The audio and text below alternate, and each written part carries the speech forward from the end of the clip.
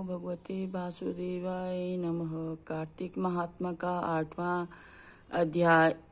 आगे कथा इस प्रकार है।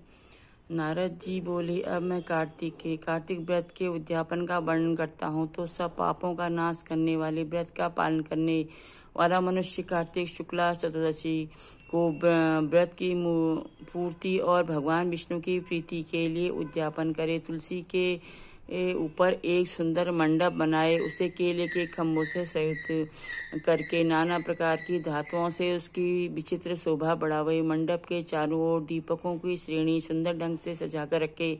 उस मंडप में सुंदर बंधनवारों से सुशोभित 4 दरवाजे बनवाए और उन्हें फूलों से तथा चवा से सुसज्जित करें। द्वारों पर पृथक पृथक मिट्टी के द्वारपाल बना कर उनकी पूजा करें। उनके नाम इस प्रकार हैं: जय, विजय, चंड, प्रचंड, नंद, सुनंद, कुमंद, कुमाक्ष। उन्हें चारों दरवाजों पर 2-2 के क्रम से स्थापित कर भक्तिपूर्ण पूजन करें। तुलसी की जड़ की समीप 4 अंगों से सुशोभित सर्वोत्रो भद्र मंडल बनवाए और उनके ऊपर पूर्ण वस्त्र तथा पंचरत्न के संयुक्त कलश की स्थापना करें। कलश के ऊपर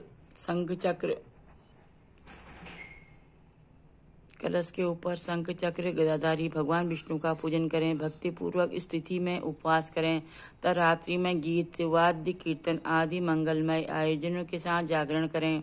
जो भगवान विष्णु के लिए जागरण करते समय भक्ति पूर्वक भगवत संबंधी पदों का गान करते हैं, वे सैकड़ों जन्मों की पाप राशि से मुक्त हो जाते हैं।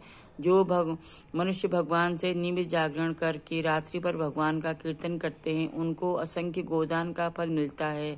जो मनुष्य भगवान की मूर्ति के सामने नित्य गान करते हैं, उनके जन्मों से एकत्रित पाप नष्ट हो जाते हैं। जो भगवान के सम्मुख बैठकर कीर्तन करते हैं और बंसी आदि बजाकर भगवान पदों को प्रसन्न करते हैं तथा भक्ति से रात्रि भर जागरण करते हैं, उन्हें करोड़ों तीर्थ करने का फल मिलता है। उसके बाद पूर्णमासी में एक सपत्नीक ब्राह्मण को निमंत्रण करें। प्रातःकाल स्नान और देव पूजन करके वेदी पर अग्नि की स्थापना करें और भगवान की प्रीति के लिए तिल और खीर की आहुति दें। होम की शेष विधि पूरी करके भक्ति पूर्वक ब्राह्मणों का पूजन करें और उन्हें यथाशक्ति दक्षिणा दें। फिर उनसे इस प्रकार क्षमा प्रार्थना करें: आप लोगों की अनुकंपा से मुझ पर भगवान सदैव प्रसन्न रहें। इस व्रत को करने से मेरे 7 जन्मों के लिए किए हुए पाप नष्ट हो जाएं और मेरी संतान चिरंजीवी हो। इस पूजा के द्वारा मेरी सभी मनोकामनाएं पूर्ण हो। मेरी मृत्यु के पश्चात मुझे अतिशय दुर्लभ विष्णु लोक की प्राप्ति हो।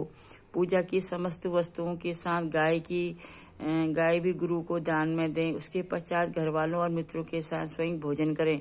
भगवान द्वादशी तिथि को शयन से उठे, त्रयोदशी को देवताओं से मिले और चतुर्दशी को सपने उनका दर्शन पूजन किया। इसलिए उस तिथि में भगवान की पूजा करनी चाहिए। गुरु की आज्ञा से भगवान विष्णु की सुवर्णमयी प्रतिमा का पूजन करें। इस पूर्णिमा को पुष्कर तीर्थ की यात्रा श्रेष्ठ मानी गई है। कार्तिक माह में इस विधि का पालन करना चाहिए।